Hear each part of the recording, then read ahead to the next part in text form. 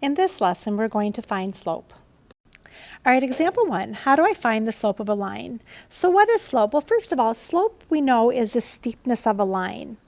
It's the constant rate of change between points on the line. It's the rise, how much does it go up or down, of the line to the run of the line, how much it goes side to side. And the variable that we use to represent slope is m.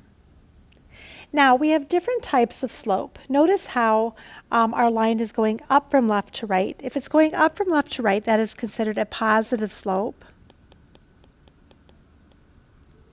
If it's going down from left to right, it's negative.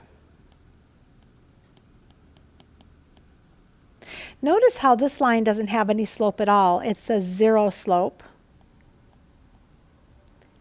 And then if we ever get a line that's going straight up and down, that's considered undefined.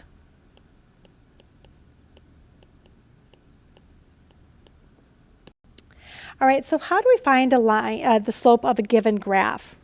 All right, so it's the slope is the rise, Oliver, run. It's how much is it going up or down for how much it's going side to side. So in order to find the slope on a graph, we need to pick 2 points. Notice how points here are given.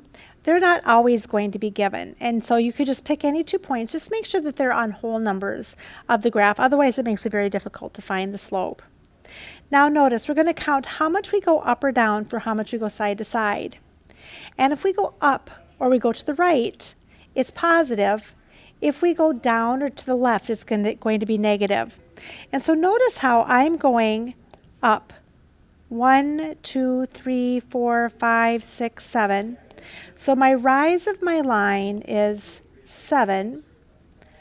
And then my run is 1, 2, 3, 4. So my run is going to be 4. So the slope of the line is 7/4. Now, one of the ways that we can remember rise, Oliver, run is you need to rise before you run. You need to get out of bed before you'd run. Now, I also want to point out that if you had picked this line over, or this point first over here, that you would be going down 7, and I'll show you that you can get the same answer.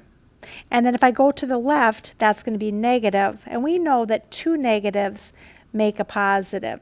And notice that we do have the same answer. I just want to also point out that I find that we're more accurate if we always start on our points furthest to the left, because then it's easier for us to see if the slope is going to be positive or negative. You don't have to, it's just something that's helpful. All right, so our next one, letter B. Let's take our 2 points here. And notice how we're going, remember it's rise, Oliver, run. How much does it go up or down for how much it goes side to side? So I'm starting with my point on my left, and I'm going to go down 1, 2, 3. So my slope, I know I have a -3, that's the rise. And then my run, I'm going over 1, 2, 3, 4, 5, 6, 7, 8, 9.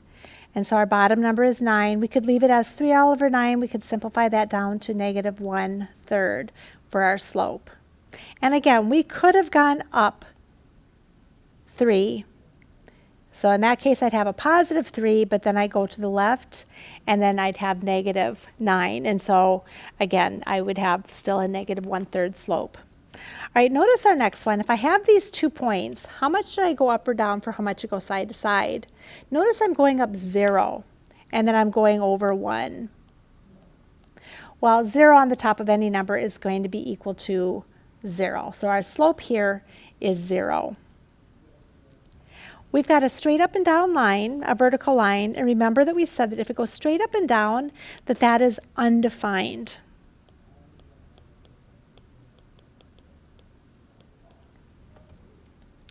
For letter E, again, we're going to pick 2 points, and then let's count how much we go up or down for how much we go side to side. So I'm going up 1, 2, so my top number here is 2, and then we're going over 2, so our bottom number is also 2, so 2 all over 2 is equal to 1, so we have a +1 slope. Now notice our next one is negative, and so we'll take our 2 points right here, and I'm going to count going down 1, 2, 3. So my top number, my m, is equal to -3, because notice I went down 3, and then we're going to go over 1. So my bottom number is 1, and I could just then write that as -3. All right, example number 2, how do I find the slope using the formula? So there's a slope formula, and the formula is y of 2 minus y of 1 all over x of 2 minus x of 1. Now you'll never have to memorize this formula. It'll always be given to you if you need it.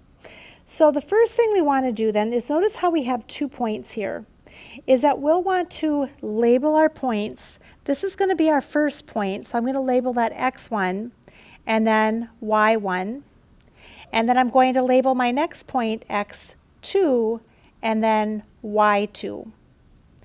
All right, so we're plugging in what we know and we're solving for what we don't. So notice for our formula, I'm just going to rewrite the formula here real quick so that we have it. Y of 2 minus y of 1 all over x of 2 minus x of 1. All right, so we're going to take y of 2, so our slope is equal to y of 2 is 7, minus y of 1, which is 2. Now we're going to take our the change in the x's, so we'll take x of 2 minus our x of 1. So 7 minus 2 is 5, 7 minus 1 is 6, and let's just leave our slope then is 5 all over 6. All right, let's go ahead and we're going to label our point again. I'm going to label this first. This is our x1 and our y1, our x2 and our y2. All right, so we're going to take our y of 2, which is 8,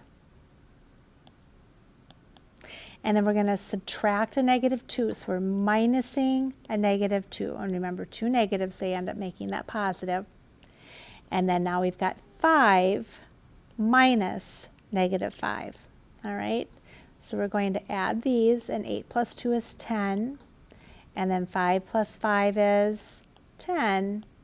And then we're going to have just a slope of 1. You could have 1 all over 1, or 1 would be just fine. All right, let's try another one.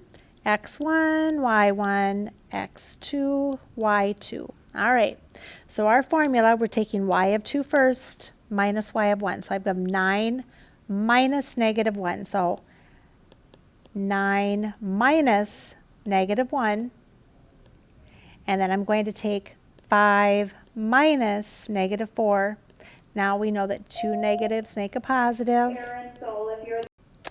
All right, so we have 9 plus 1, we're going to have 10. And then 5 plus 4 is 9. So our slope here then is 10 all over 9. All right, so once again, we're going to, let's label our points, x1, y1, x2, y2. And we're taking y of 2, which is 8, and we're going to subtract the 5. And then now we want to take our x, -7 minus, again, we've got a negative, -2. So then 8 minus 5 is 3, but then we have, so we have -7 plus 2. -7 plus 2 is -5. So our slope is 3 all over -5. We could also just put the negative out here. You can move it up top. It does not matter. We have a -3 all over 5 slope. All right, so we're going to find the slope. Again, we're going to label our x1, our y1 for our first point, x2, y2 for our second point. And then y of 2, so we're starting with the formula, y of 2, which is 4, minus y of 1, which is 4 as well. And then we're going to take 3 minus -8. Remember, those 2 negatives make a plus. So 4 minus 4 is equal to 0. And then 3 plus 8 is equal to 11. Well, when you have 0 on the top of any number, you have 0 parts of 11. It's going to be equal to 0. Let me show you what that looks like if you were to graph these 2 points. If I graph the first point, I'd have -8, 4. And then for the second point, you've got 3, 4. And notice that your line is going straight across, giving you a 0 slope. Now our last one here, We've got our x1 and our y1 and our x2 and our y2. So finding the slope then, I'm going to take 4 minus -8. And then we're going to have 5 minus 5. All right, so the two negatives make a positive, so we're going to have 12 all over, and then 5 minus 5 is 0. Well, anytime you have a 0 on the bottom of a fraction, you can't have 12 parts of nothing. This is the undefined. And let me show you then what that looks like on the graph. If you were to graph these 2 points, we'd have 5, -8. We'd have 5, 4. And now notice how this goes straight up and down as that undefined slope. So in this lesson, we took a look at how to find slope from a graph and from 2 points.